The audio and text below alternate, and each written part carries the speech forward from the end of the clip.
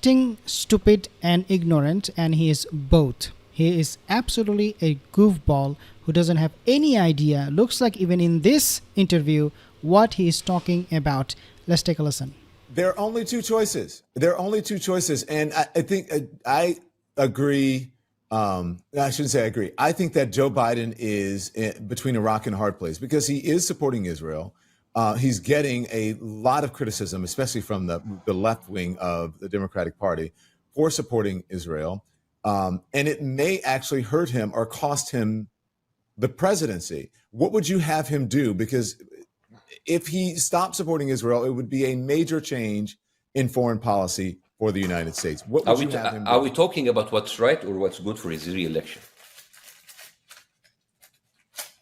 I'm asking you the question. No. Are we talking about what's right? Because if he wants to win the election, of course, he has to support Israel. The Israeli lobbies, Joe Biden is the highest paid candidate by the Israeli lobbies, $9 million over his career. He's the number one recipient of AIPAC money and Israeli lobbies money. So, of course, I mean, at the end of the day, Arabs, I mean, we just sell vapes. So I don't think we can generate that much money. But if you are the United States and you are the leader of the free world and you pretend that you are holding the morals of the world and upholding the international law, you guys are supporting an apartheid, racist, rogue state that has been killing human beings for 6 months, not just for 6 months, for 75 years, really, and you're not doing anything about it. So okay, so I will play the video in a second. Just hold with me. Just bear with me. What you will see from Don Lemon, his response to what just Bassem Youssef said, is something absolutely shocking. And Bassem Youssef was also very, very shocked at the response of Don Lemon. But I don't want to play that video just yet. I want to show you something else, something very, very important about Joe Biden. Take a look at this one. Joe Biden's support, unequivocal, unwavering support for the U.S. troops who went to Israel, looks like, according to this report, to support Israeli Zionist regime once the October 7th attack happened. So White House in Israel, President Biden met with the first responders to thank them for their bravery and the work they are doing in response to Hamas terrorist attack. People say US did not get involved, US did not send military. Now this report, this kind of pictures make us think twice. What really happened is that, according to, again, this report, yes, Joe Biden, his administration, they did send troops, military on the ground to help out IDF. Obviously, Biden condemns outrageous attempt to seek arrest warrant for Netanyahu, talking about ICC, ICJ. But when it comes to, and he says, okay, so nobody is above the law. When it comes to Donald Trump, he should be held accountable and blah, blah, blah, blah, blah. But look at his tone when it comes to Netanyahu. Oh, they should ICC, ICJ should not issue arrest warrant. How dare they? This is outrageous. So see the hypocrisy here, the double standard of Joe Biden supporting Israel apartheid state. Now take a look at this video too, because in this video, Joe Biden, the audio is not clear, so I'm going to be saying it. I'll verbalize it for you. But in this video clip, he said, 35 years ago, you can read on the screen here, 35 years ago, I said, means Joe Biden, he said, you don't have to be a Jew to be a Zionist, and I am a Zionist. This is the support that he gives to Israel. So again, when we talk about, so people were cheering.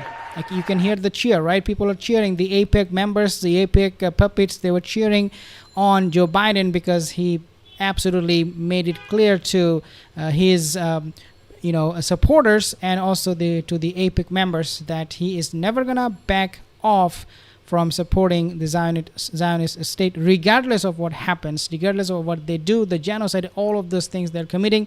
He's not gonna back out from any support to the Zionist state. Let's take a listen now. It's not about like what should he do. It's like, are we talking about what is the right thing to do, or what is the thing that he should do to be reelected? Because these are two different questions. You really believe that the U.S. is supporting apartheid? Are you saying what Israel is doing is akin to an apartheid regime? Have you done any research about Israel at all? You're dumb, stupid. Yeah, I'm asking you. Okay. I'm asking you. Do you? All right. do you So believe- So dumb. let's leave the West Bank and Gaza, because these are occupied territories, which Israel has a responsibility towards the people in these. And we're not going to talk about the atrocities that's been doing on Gaza. We'll leave that for now. Not the atrocities they've been doing in the West Bank or the East Jerusalem. Let's talk about people with Israelis passports, citizenships. 20% of Israeli population are Arabs. All right. Arabs in Israel with an Israeli passport supposedly have full citizen right. There are more than 60 racist laws against them. If you did a little bit of research, you will find that there are 60 racist laws against. There are zoning laws like the Jim Crow laws. Palestinians with Israeli passports are not allowed to live in 81% in the land of Israel, or own 93% of the land in Israel. If you are a Palestinian with an Israeli passport and you are fall in love with someone in the West Bank, you cannot move him into Israel. You have to move out. Just a couple of days ago, the desert of Najaf, which is inside Israel, Israel went in and just destroyed Bedouin houses. They have destroyed houses in the East Jerusalem. And you tell me about Israel. Israel is what they call a carceral. I think it's the word carceral. Is it carceral? Yeah, carceral.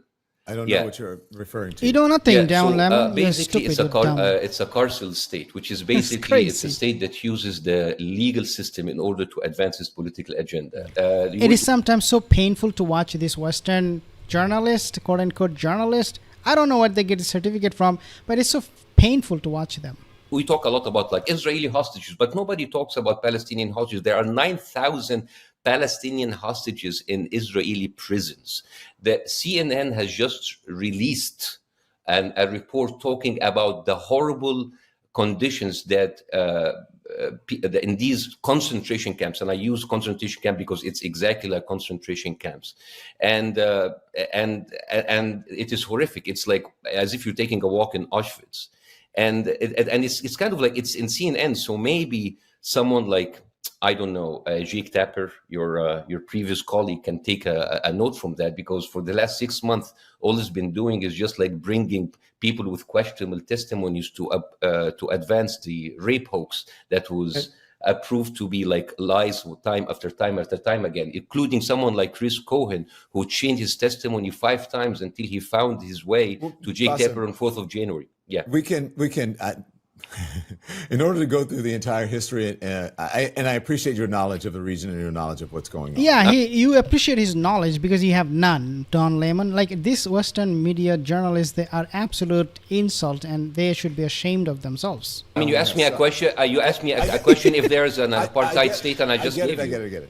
I get it. I get it. And I want to know, but I in the time that I have with What you, a I doofus. want to find out. I want to ask you about a number. What a doofus. What a doofus. This is not an interview. This is getting lectured by someone you brought in just to humiliate, just to really, expose your ignorance to the whole world on your channel, on your TV station. Unbelievable. Very, very pathetic.